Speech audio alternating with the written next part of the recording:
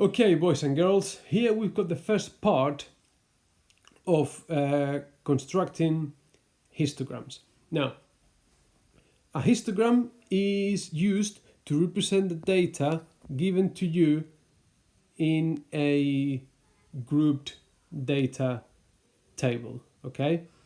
So, here is my group data table, and instead of a cumulative frequency graph, this time we're going to do a histogram. A histogram looks like a bar chart, but it's certainly not a bar chart. It's a lot more complicated than that. And in the exam, please don't ever draw a bar chart. If you feel tempted to draw a bar chart, it feels like you should draw a bar chart, don't, because you get 0 marks and you look very silly, because you've been doing bar charts since primary school, and then they're going to ask you to do a bar chart in your GCSE exam, okay? So how does a histogram work?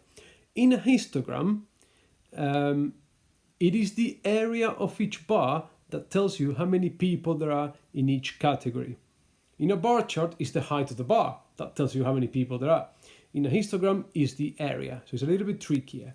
So here I've got my group data table. It tells me how many people there were within each height category. And I need to construct a histogram to do that. My recommendation, I'm going to break it down. I'm going to make it very, very simple. So I would start first of all by creating a new column here called, I'm going to call it width. And sorry, I don't have a proper pen. So the width of each category, the first one is 10, because the height goes from 135 to 145, it's got a width of 10. That's going to tell me how wide each bar has to be. The next category, from 145 to 165, it's got a width of, you got it, 20. The next one, 15. Next bar is going to have a width of 10. And the last bar is going to have a width of 5.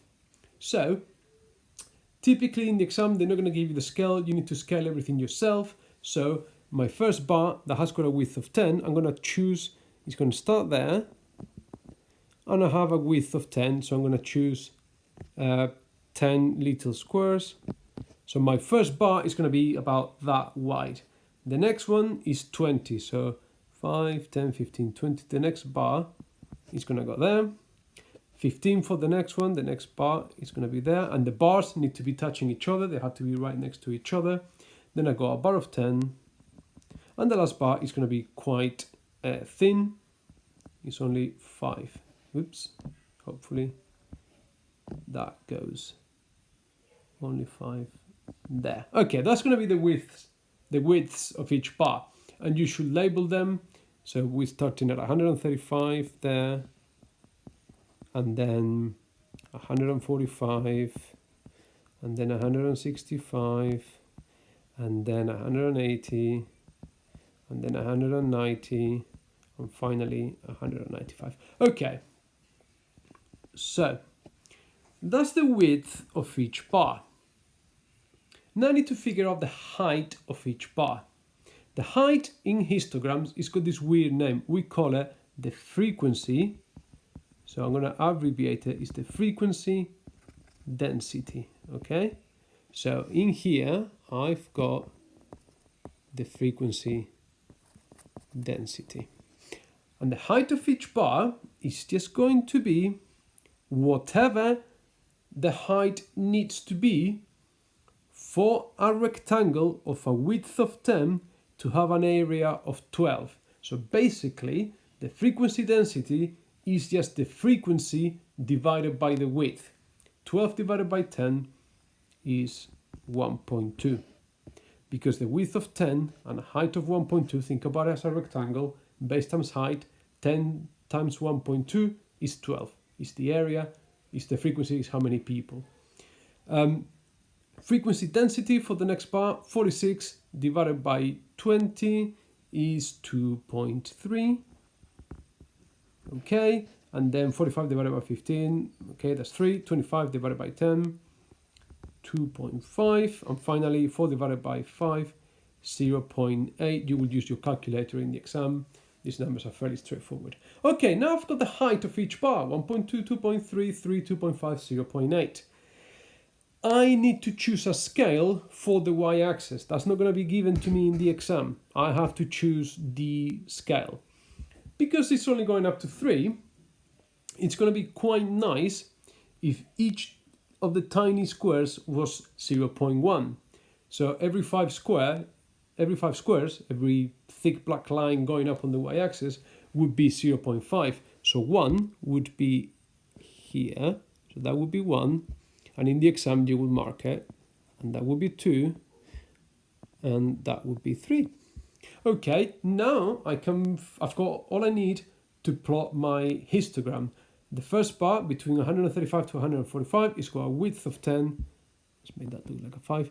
And a height of 1.2. So I need to go up to 1.2. So that would be 10 squares plus another 2. And then you do it with a ruler. You do it much neater than me. Make sure it's right on the line. There you go. Next bar, it's got a width of 20. Has to go up to 2.3. So up to 2.3. So that would take it up to 2. And then an extra 1, 2, 3 with a width of 20 and down. That's coming along. Right, next one, it's got a width of 15 and a height of 3. So it's going to be the tallest bar all the way up to 3 and the 15. There you go. Next one, it's got a width of 10 and a height of 2.5. 2.5 is here.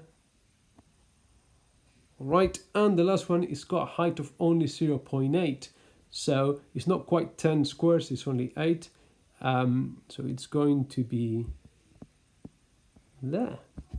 And if you think about the area of each bar, well, that's 12, because 10 times 1.2 is 12, and here we've got 46 people and 45 people and 25 people and 4 people.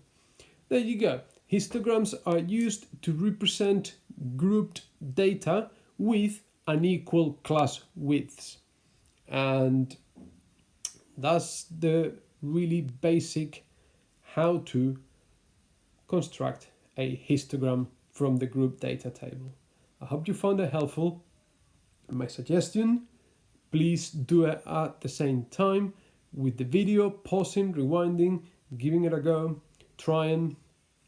You've got the example there. Try. Best of luck. See you soon. Bye.